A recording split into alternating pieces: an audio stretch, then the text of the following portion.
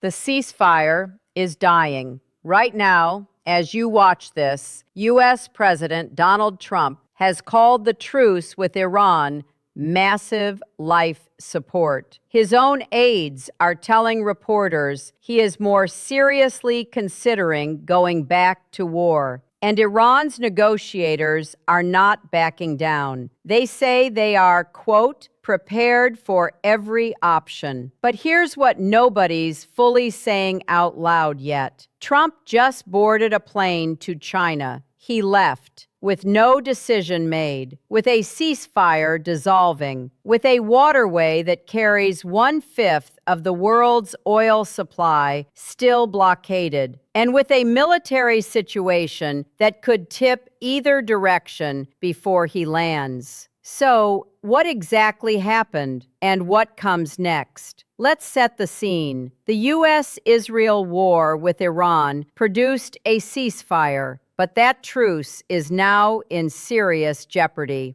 Trump rejected Iran's latest counterproposal to formally end the conflict, saying it did not adequately address nuclear issues. He then described the ceasefire as being on massive life support. Some Trump aides told CNN he is now more seriously thinking about restarting major combat operations in Iran. Iran's top negotiator responded by saying his country is prepared for every option. Meanwhile, Trump departed for China today, where Iran will be a central topic in high-stakes talks with Xi Jinping. And sources said a major decision on whether to resume fighting is unlikely to be made before he arrives in Beijing. That's the framework. A war that paused, a deal that failed, a president in the air, and a region holding its breath. If you want fact-grounded, fast-moving coverage of this story as it develops, subscribe right now, because the next few hours could change the entire trajectory here. Segment 1. What actually happened? Here's how we got to this point. The U.S. and Israel conducted military operations against Iran. A ceasefire was reached, a pause in the fighting, not a peace deal. Those are very different things, and that distinction matters enormously right now. Iran submitted a counterproposal, their terms for formally ending the war. Trump rejected it.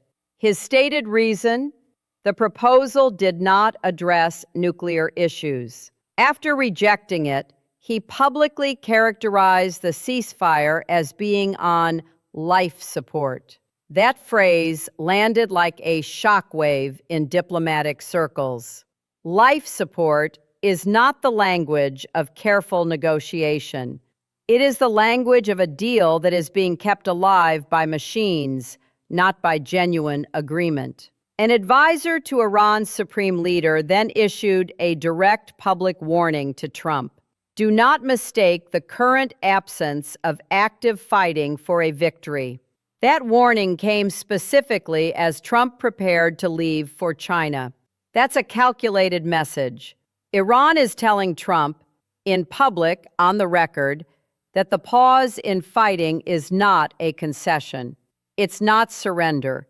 It's a tactical silence, not a white flag. And on the same day, Trump's own aides told CNN he is now more seriously weighing a return to major combat operations. So you have both sides simultaneously signaling they are prepared for another round of fighting, while publicly claiming to still be in a ceasefire. That is not a ceasefire. That is a countdown. Now add the oil dimension. Iran closed the Strait of Hormuz following the outbreak of conflict. That strait, before the war, carried approximately 20% of the world's oil and natural gas supply. Since the closure, crude oil prices have surged roughly 45%, approximately $30 per barrel since the war started. Around 10 to 12 million barrels of crude oil per day remain choked off from global markets, according to analysts. For context, Global oil consumption runs at roughly 103 million barrels per day. So roughly 1 in 10 barrels that the world needs is currently not moving. In response, the U.S. Department of Energy released 53.3 million barrels from the Strategic Petroleum Reserve, part of a larger U.S. commitment to inject 172 million barrels into the global market. This effort is coordinated with an IEA initiative involving more than 30 countries, aiming to push roughly 400 million barrels into global supply. To date, approximately 35 million barrels have already been delivered from the reserve. Governments around the world are essentially using emergency stockpiles to buy time. But emergency reserves are finite. If the Strait of Hormuz does not reopen, and soon, those buffers run out. And the ceasefire that was supposed to lead to the Strait reopening is, by the president's own words, on life support. That is the situation as of right now. Here's what makes this particular moment different from every other tense diplomatic standoff in recent memory. The man who has to make the next call,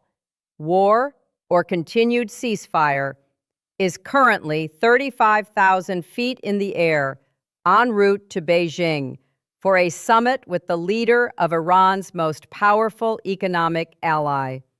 And Iran knows that.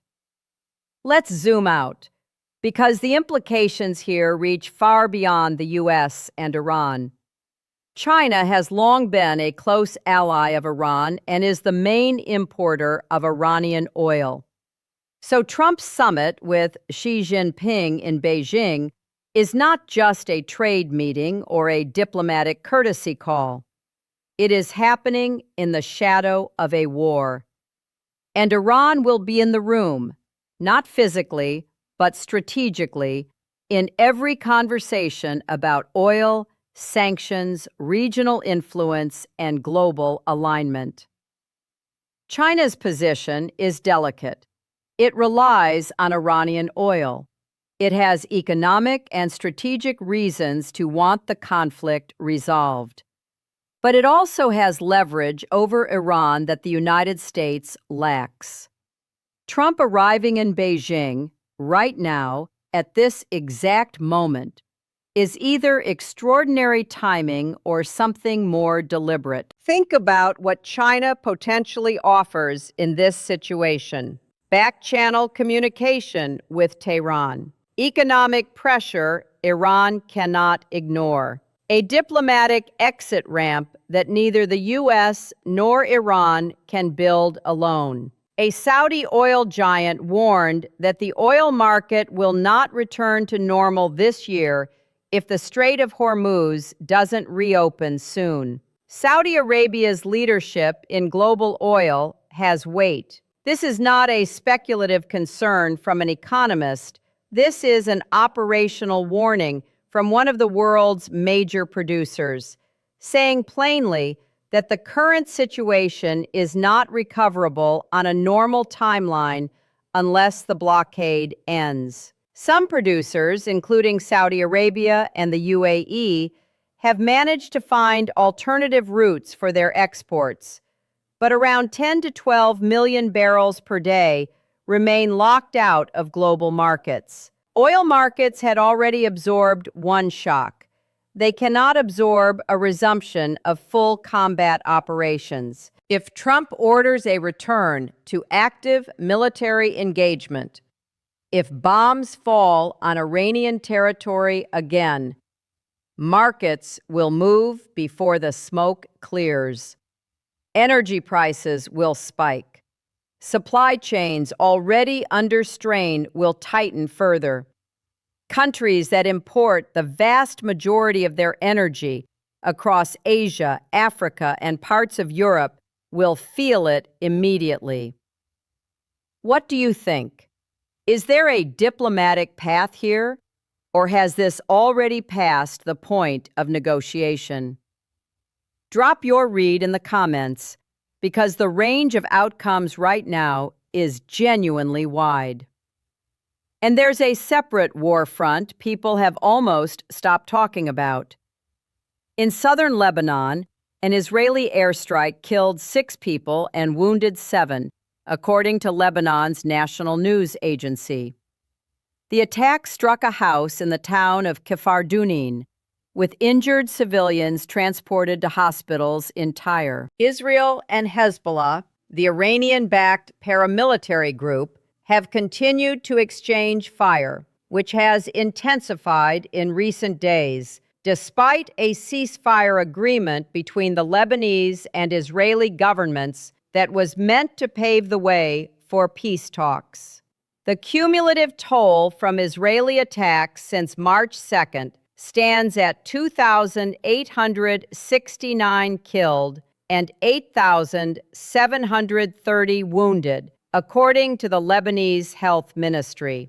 So there are 2 ceasefires collapsing simultaneously, one between the U.S. and Iran, one between Israel and Hezbollah, an Iranian proxy. These are not separate stories. They are the same story, running on parallel tracks, feeding into each other. If the U.S.-Iran ceasefire formally collapses, what happens to the Lebanon front? What happens to Hezbollah's calculus? What happens to the Israeli military posture? Each thread connects to the others. Here is the detail that almost nobody is foregrounding right now. Iran's advisor to the supreme leader didn't just warn Trump privately, he did it publicly, timed specifically to Trump's departure for China. That is a message designed to be read in Beijing as much as in Washington. Iran is telling Xi Jinping, Trump is coming to you while we are still standing. Do not let him frame this as a victory. We are not defeated. We are patient. That is not diplomacy. That is a signal sent through the international press to a third-party audience calculated to shape what gets discussed in a summit Trump is about to walk into.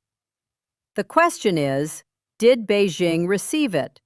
And if so, whose side does that put China on? Somewhere in the Gulf right now, a tanker captain is running calculations. Not military calculations, not political ones.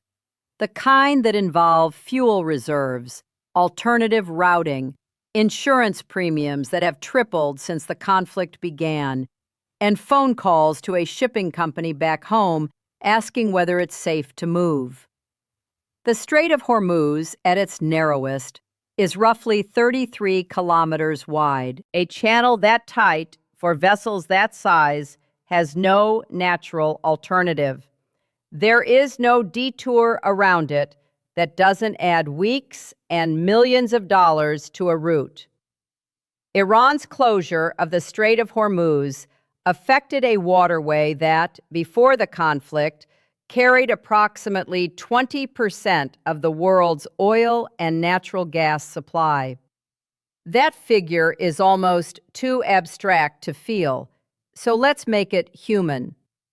Every percentage point of that 20 represents not just oil futures, it represents heating fuel in European apartments, jet fuel at airports, diesel in long-haul trucks moving food to supermarkets, electricity generation in countries with limited domestic production.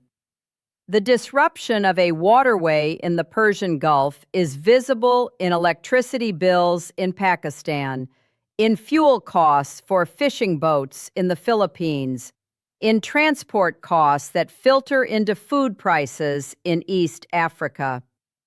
Crude prices are up approximately 45%, or about $30 per barrel since the war started. Sustained commodity shocks of that magnitude do not stay in the energy sector. They migrate. They hit logistics. They hit food. They hit inflation, which means they hit purchasing power, which means they hit every family trying to budget for next month. And the civilian toll in Lebanon is accumulating quietly in a way that large strategic headlines tend to obscure. A strike on a house in a town, 6 people killed, 7 wounded, taken to a hospital in Tyre. Those are people, not statistics. Since March 2nd, the cumulative toll from Israeli strikes in Lebanon stands at 2,869 killed and 8,730 wounded. Those numbers have been building for months. They build faster when regional tensions spike. They build faster when the diplomatic framework that's supposed to restrain military action is described as being on life support. In Iran itself, the human experience of this war has been marked by economic collapse layered on top of physical destruction. Iranian currency, already fragile before the conflict, has been under severe pressure. Sanctions that preceded the war have been compounded by wartime economic isolation. Ordinary Iranians who did not vote for a nuclear program, did not plan a war, are absorbing consequences that are not of their choosing. There's a psychological dimension to ceasefire collapse that rarely gets named directly. The period just before a resumption of fighting is often the most anxious because people have started to believe it might actually be over. They've started to lower their guard. Children have started going back to schools that reopened. Families that displaced themselves have started to return. Then the language shifts. Life support, prepared for every option, and the whole process reverses. The uncertainty returns, harder than before, because this time people know what it looks and sounds and smells like. That is where people in the affected regions are sitting right now. Not in a ceasefire, not in a war. In the suspended silence between them, reading the same headlines you are, trying to calculate whether to stay or go. And the decision about what comes next, war or peace, rests with a president currently en route to Beijing and a supreme leader's office in Tehran that is already telling the world it is prepared for every option. If Trump returns from China and orders a resumption of combat operations, what does Iran do? Tehran already controls the most important oil choke point on the planet. They have already demonstrated willingness to close it. If fighting restarts at full intensity, there is no obvious reason for Iran to reopen the Strait. None at all. The Saudi oil industry has already warned the market will not normalize this year if the Strait doesn't reopen soon. A full return to combat resets that clock to 0. And Hezbollah, taking losses in Lebanon, watching the Iran ceasefire wobble, is not a passive actor in this equation. The next 72 hours are likely to be the most consequential since the initial strikes began. Step back for a moment. What this situation actually represents, stripped of the moment-to-moment diplomatic language, is a test of whether the post-Cold War framework for managing nuclear-armed or nuclear-adjacent states still functions. Iran has been under international nuclear negotiations for decades. Agreements have been made and broken. The JCPOA was signed, then abandoned. Sanctions were reimposed, then intensified.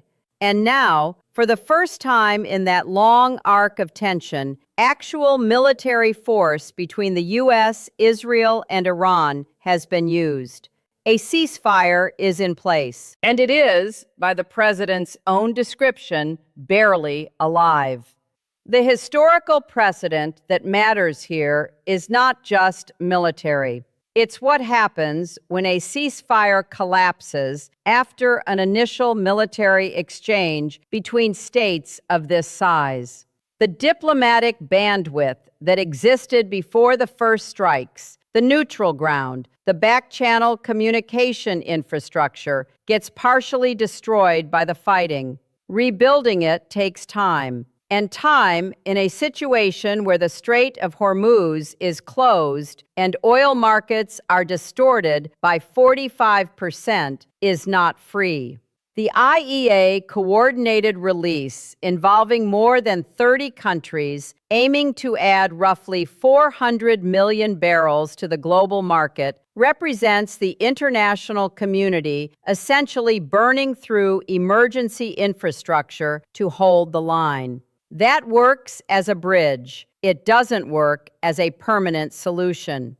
China's role in what happens next cannot be overstated. As the main importer of Iranian oil and a long-standing close ally, Beijing has economic stakes in the resolution of this conflict that go beyond geopolitical posturing. A prolonged Hormuz closure hurts China. A return to full combat operations destabilizes a region where China has invested hundreds of billions across the Belt and Road Initiative. Trump heading to Beijing right now, at this specific moment, creates a situation where Xi Jinping is potentially in the position of either helping broker a resolution or being seen as the silent beneficiary of American strategic distraction. What intelligence agencies are watching, and what should concern anyone tracking this story, is not just the military posture, it's the nuclear dimension. Trump's stated reason for rejecting Iran's counterproposal was that it didn't address nuclear issues. Iran's nuclear program has continued to advance through years of negotiations. The question of where Iran's enrichment capacity currently stands and what that means for the calculus on both sides is the sharpest edge of this story, and also the one with the least public visibility. Watch for three things in the coming days. First, what Trump says publicly after the China summit.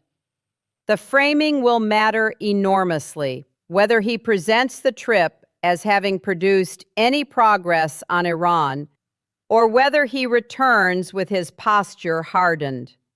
Second, any signal from Tehran about whether they are willing to submit a revised counterproposal, one that engages the nuclear dimension in a way Trump finds acceptable.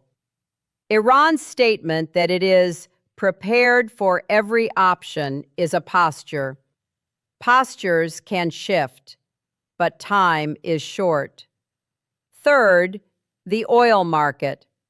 It is acting as a real-time pressure gauge for how seriously traders believe the ceasefire will hold. If crude spikes sharply in the next 24 hours, watch the diplomatic signals very carefully, because the market will likely be reading something that hasn't been publicly confirmed yet.